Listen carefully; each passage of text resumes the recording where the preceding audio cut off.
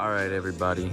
So today we're gonna be doing a high taper. I'm gonna be doing this on my good friend. Been cutting this dude for like 4 years now. So I'm hitting him with the comb right now, just making sure that everything's neat. My whole work surface is neat. And then I'm gonna come in, set my first guideline on the left side. I'm going into a high taper. Remember that. That's why I'm eliminating the C cup. I take down all the bulk under that, and then I'm gonna bald him out. He's gonna get rid of that beard hair as well, so you guys will see me take that down later on in the cut at the end.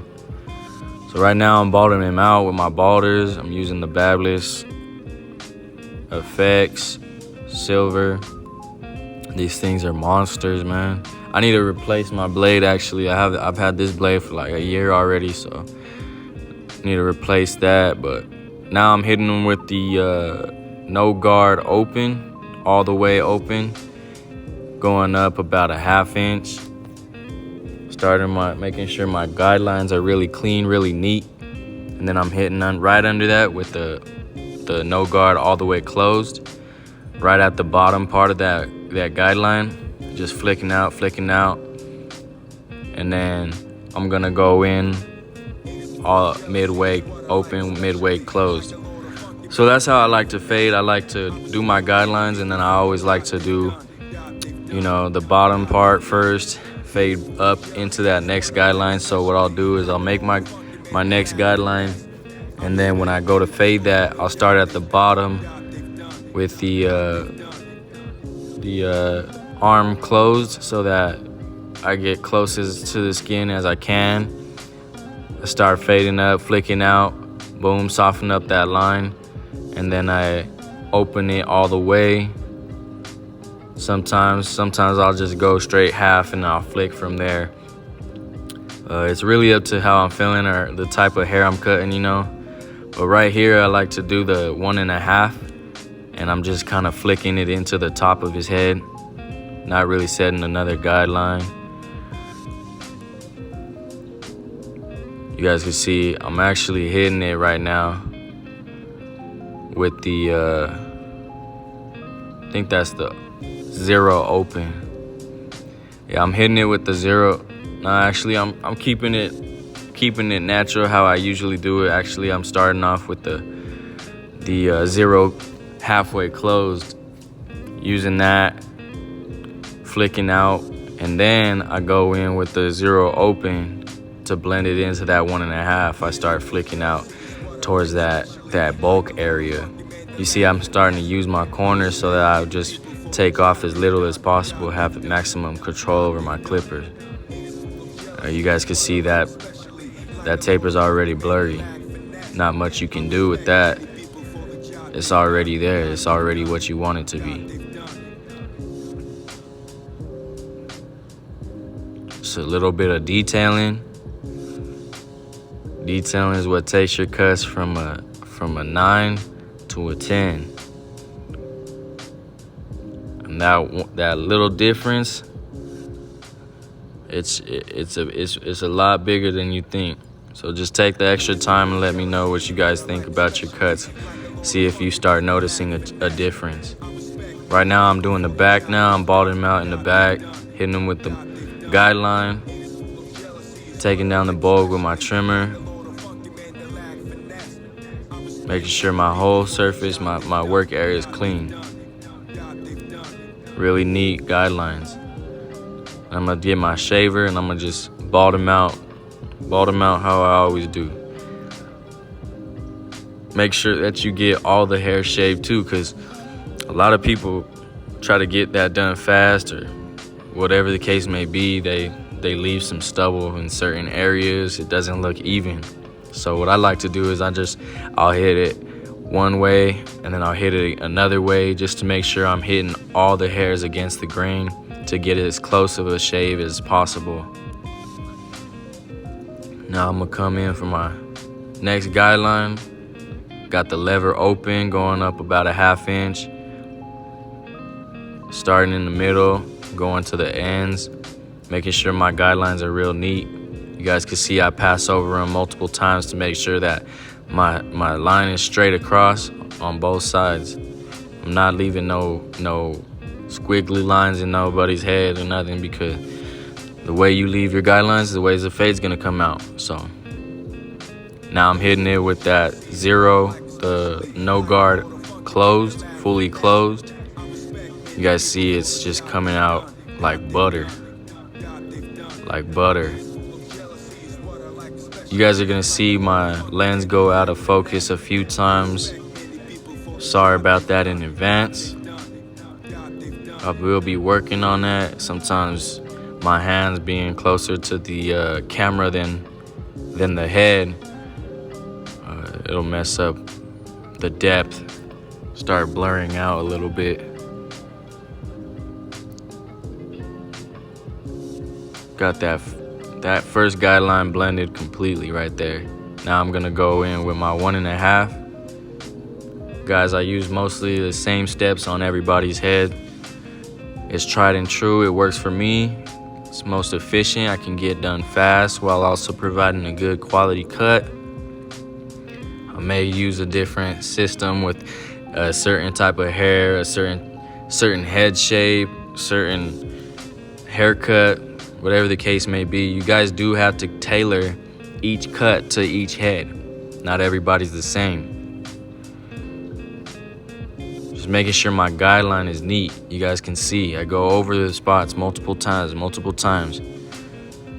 Now I'm going in with the 0 open. I'm going in with the 0 open so that I can flick out and get a cleaner surface. And then I'm gonna come right back in with my 0 halfway closed. And you guys will see it starts eliminating everything. Yeah, it's gonna leave a little bit of a line right now, but I'm really just going for bulk. I'm not really hitting it to blend it too much, just taking down some of that extra bulk to get it soften up that line, and then I'm gonna erase it with the 0 guard halfway closed. You guys see how soft it is now. A lot of flicking out, a lot of light touches. Boom. Now I'm hitting it half open, half closed. You guys start to see that line coming out right like nothing. I flick back and forth though. Certain parts of the head is gonna be denser. Certain parts of the head is gonna, be lighter, darker, whatever the case may be. But you guys need to flick. Make sure you play with that lever. Let it tell you what to do. Let the hair tell you what to do. Look at the hair, assess. Let it tell you what you need to do. And then do it with your machine. Do it with your tools. You just gotta have the knowledge of how to attack things. You guys can tell it's blended, but I'm still going in there just to hit some of those little dark patches that are a little bit too thick, too much density right there. And that makes a big difference. I could have left it and it still would have been a good cut. You guys probably still would have liked it. But like I said, it's all in the details. Just look at how much cleaner this is coming out now that I'm detailing.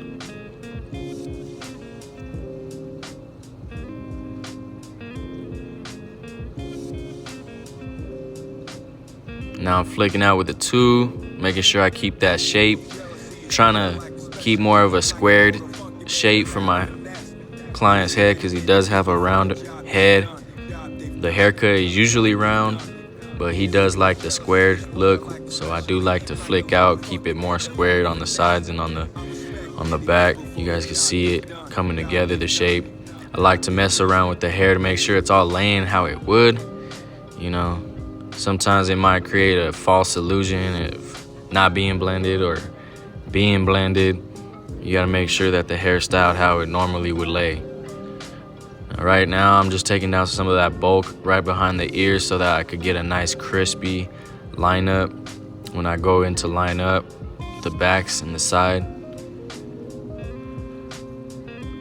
Just knocking out this side real quick. You guys already know it's the same thing on one side as the other. So nothing too fancy, nothing new to change over here. I'm gonna speed it up a little bit more. You guys can see that. You guys can see it's like nothing. Boom. You see, once you get it down to a T and you guys got a system, you can't fail. You just can't. Look at that. Same steps, and it's coming out like nothing. Everything's working, flowing into itself. Make sure you shape your haircuts. Ask your clients what they want, down to a T.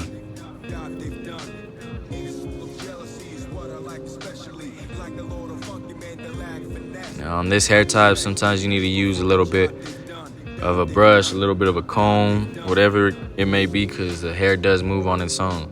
You guys see it looked faded, and all of a sudden I combed it down, did it again, combed it down, and now look at it, coming together real nice.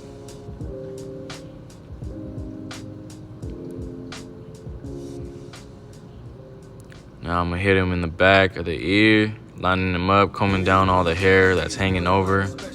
You guys are gonna see it looks like I'm coming in a little bit when I hit right behind his ear at the curve, but that's a lot of hangover right there.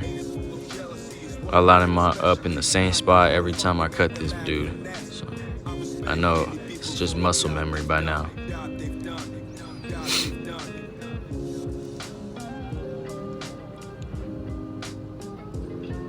Making sure I get as sharp as I can. Cleaning up the neck, cleaning up right behind the ear, not missing no hair. He over here talking stuff. You guys can see it. That's all this man does, man. You see how much I'm blessing him right now? You seen how it came in. You guys saw it. I was about to title this video, Free Homeless Cut. You know? Clickbait or not, you let me know. But here I am going in a little bit more just to make sure that line is really crisp. I took down some of that bulk again, and you guys can see it's hitting even better. It's popping.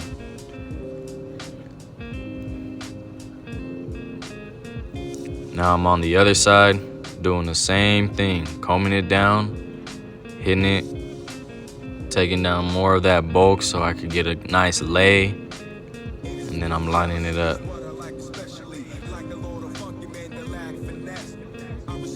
It's a little bit of an awkward area, so just do your best.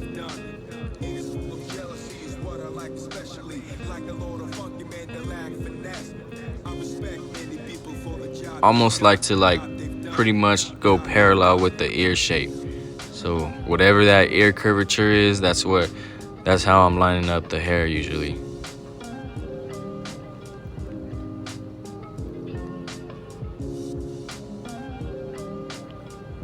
Now I'm gonna hit his front line up. You guys are gonna see I'm out here parting his hair right on his hairline, just to make sure that the long part is up and back, the short part's down and forward, so I can line him up, because as you guys are gonna see, he does have a pretty tough hairline. Luckily, I have learned his hair. I know how to hit it and attack it. You guys take your time on hairlines like this. It does take time. It takes practice. I'm gonna go in, starting in the middle, working my way out to the side. Always start in the middle when you're lining up. Get it nice and sharp.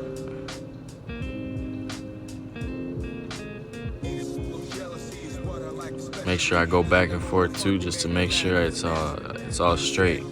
Now I'm hitting the side, making sure that I get a little bit of a angle on that from the side. When you see the side of his head, it's gonna look like it's angled forward a little bit. But when you look at him straight on, it gives the illusion that his hairline is going straight up and down. You guys will learn that over time, learning the curvatures of each person's head.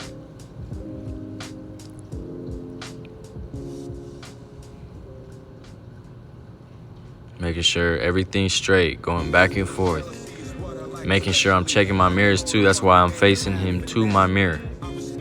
So I can make sure everything is straight, making sure everything is symmetrical.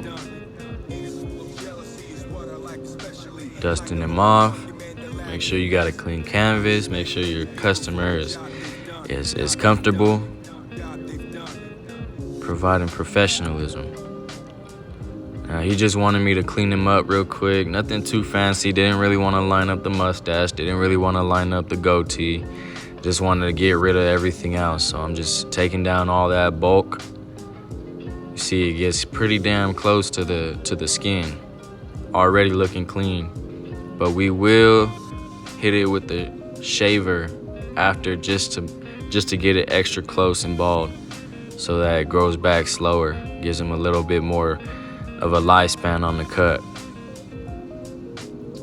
You guys can see he looks like a whole new person, a brand new man, right? Dusting him off. Like I said, comfort. Provide comfort. Now I'm just taking down his neck hairs. Always make sure I do that at the end of the cut. It's the easiest time to remember it. Don't ever forget that. That's what will make you look like an amateur. No matter how good you line somebody up, how good a design might be, or how good their haircut might come out. It could be blurry. I'm talking about like 80-80 vision blurry, like bad. Really blurry faded, and it's still gonna look bad if you guys don't clean up the neck hairs. You guys leave them little stragglers behind the ears, whatever it may be. You guys gotta make sure you paying attention to the details.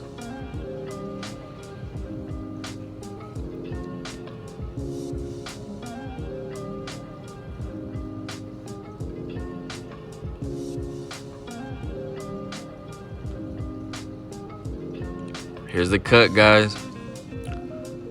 Giving you the roundabout 360 views. Let me know what you guys think. You guys think I could improve on anything? You think it looks good? Is there any questions you may have? Make sure you comment below.